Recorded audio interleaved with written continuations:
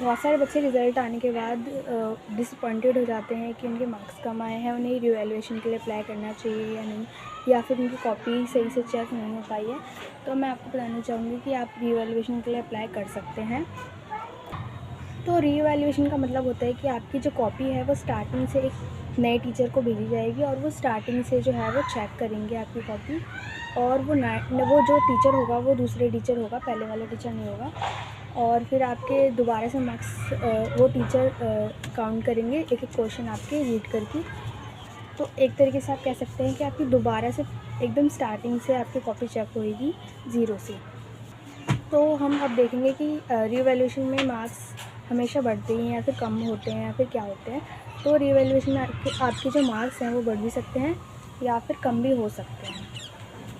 तो हम बात करते हैं रीचेकिंग में क्या होता है। तो रीचेकिंग में जो आपकी कॉपी है वो दोबारा से इसकी मार्क्स की टोटलिंग की जाती है, जिसमें कि आपके मार्क्स के हर एक क्वेश्चन के जो आंसर हैं उसमें जो मार्क्स टीचर ने पहले दिए थे उसको दोबारा से काउंट किया जाता है। और इसमें जो है वो टीचर देखता है कि कहीं आपका कोई आंसर कोई छूट तो नहीं गया, या फिर किसी आंसर के मार्क्स काउंट करना कोई टीचर भूल तो नहीं गया, तो वो उसको दोबारा से रीचेक करते हैं।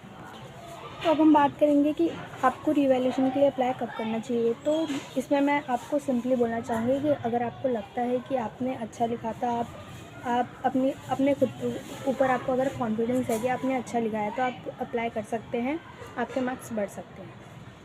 और अगर आपको ये लगता है कि कैलकुलेशन मिस्टेक हो सकती है कि टीचर ने गलत काउंट कर दिए मार्क्स, तो आप रीचेकिंग के लिए अप्लाई कर सकते हैं। तो ज़्यादातर केसेस में आपको अप्लाई करना चाहिए रीवैल्यूएशन के लिए, मैं तो कहूँगी। और अगर आप उन स्टूडेंट्स में से भी हैं जिसके 1-2 मार्क्स कम रह गए हैं, फेल हो चुके हैं या फिर पास होने में सिर्फ 1-2 मार्क्स कम है, तो उनको तो ज़रूर ही अप्लाई करना चाहिए, मैं तो उनको ही बोलूँगी। तो आप रीवैल्यूएशन के लिए जब अप्लाई करें तो एक बात ध्यान रखना कि ज़रूरी नहीं कि आपके मार्क्स बढ़ेंगे, आपके मार्क्स कम भी हो सकते हैं या फिर हो सकता है कि आपको उतने ही मार्क्स दे दिए जाए, कोई चेंज ना हो उसमें।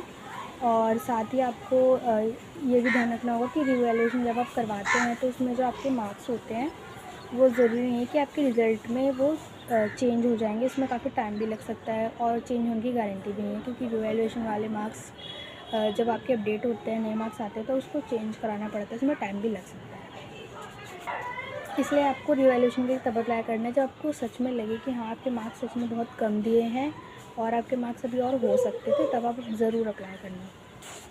तो अगर हम बात करें तो अगर हम रिवैल्यूएशन देखते हैं तो रिवैल्यूएशन में ज़्यादा पैसे लगते हैं और रीचेकिंग में कम पैसे लगते हैं।